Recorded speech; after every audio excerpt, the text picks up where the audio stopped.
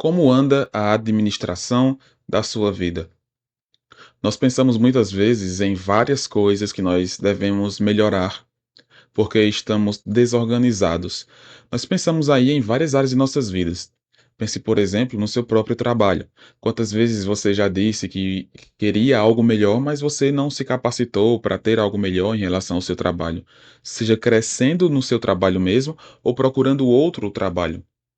Pense na sua família, como você já pensou em várias maneiras de melhorar a união do seu lar, de melhorar a situação na sua casa espiritualmente, financeiramente, em várias outras coisas, mas você foi simplesmente empurrando. Em relação à vida com Deus, principalmente, quantas vezes nós pensamos: "Não, quando chegar no final do ano, eu vou ler a Bíblia completa. Quando chegar em tal tempo, eu vou me dedicar à oração, quando eu tiver mais tempo. Quando eu estiver pronto para isso ou para aquilo, eu vou me dedicar mais a servir ao Senhor". Então nós pensamos muitas vezes no que ainda vai acontecer, sendo que nós sequer sabemos como serão as coisas futuramente. E nós esquecemos de viver o presente e nos organizarmos hoje. Nós precisamos aprender a administrar o que Deus nos dá. Para a gente perceber mais sobre isso, nós vamos meditar nesse devocional em Tito, capítulo 1, versículo 6, a parte A, mas leremos ele completo. Nos diz o seguinte: porque é indispensável que o bispo, por ser encarregado das coisas de Deus, seja irrepreensível, não arrogante, alguém que não se irrita facilmente, não apegado ao vinho, não violento, nem ganancioso. Destaquemos essa primeira parte, lembrando que o apóstolo Paulo está dando características de um perfil pastoral. O que é que deve haver em alguém que deve ser líder, que deve ser pastor? Nós já percebemos que ele deve administrar bem o seu lar. E aqui nessa parte do versículo eu quero destacar algo para todos nós, porque é indispensável que o bispo, e aqui ele usa outra palavra para significar o pastor, como ele diz no versículo 5, presbítero, aqui ele usa a expressão bispo, e nós percebemos porque é indispensável que o bispo seja, por ser encarregado das coisas de Deus. Eu quero destacar essa expressão, encarregado das coisas de Deus. Especificamente, o líder, o pastor, ele é encarregado das coisas de Deus. Ele é aquele que responde, ele é aquele que influencia as pessoas a se aproximarem do Senhor. Ele é aquele que de fato tem contato com o Senhor constantemente na palavra, na oração, que cuida das pessoas, das ovelhas do Senhor, e por isso Deus o comissiona a fazer, a servir, a ser alguém que de fato é separado para esse ministério. Por isso destaque por ser encarregado das coisas de Deus. E aqui as coisas de Deus, pelo contexto, faz referência justamente ao ministério, ao pastorado, porque há funções específicas, atividades específicas dedicadas ao pastor. Podemos lembrar, por exemplo, do que é dito em Atos 6. Nós percebemos na igreja, no começo da igreja, que os apóstolos estavam sobrecarregados, começando a ficarem sobrecarregados, e as pessoas já estavam reclamando por não estarem recebendo alimentos durante a programação, durante o culto, Atos 6. Então eles instituem, comissionam pessoas a tomarem decisões, a irem servir às mesas, os diáconos. E os apóstolos dizem: quanto a nós, nós nos dedicaremos ao ministério da palavra e da oração. Ou seja, a liderança, o pastorado, e aqui especificamente os apóstolos, por causa da liderança deles nesse contexto, tinham essa atividade e devem ter essa atividade hoje, os pastores. Pregação da palavra, estudo da palavra, oração.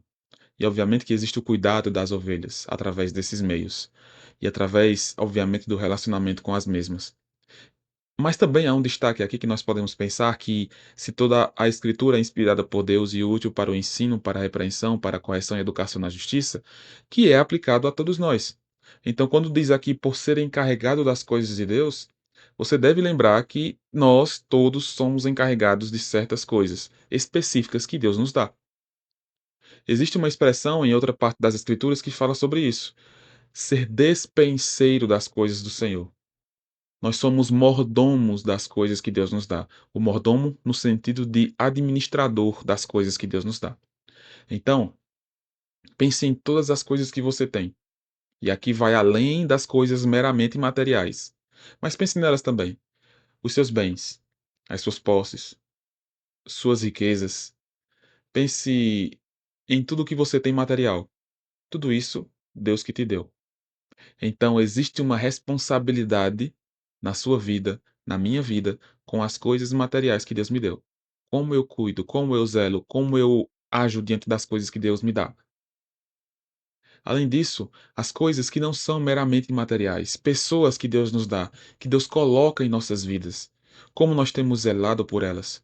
Pense na igreja que Deus colocou em sua vida, a comunidade da qual você faz parte, a igreja da qual você faz parte. Como você pode honrar mais a graça de Deus de te dar um local para você servir. Como você pode servir mais nessa localidade. Pense na sua família, nas pessoas mais próximas.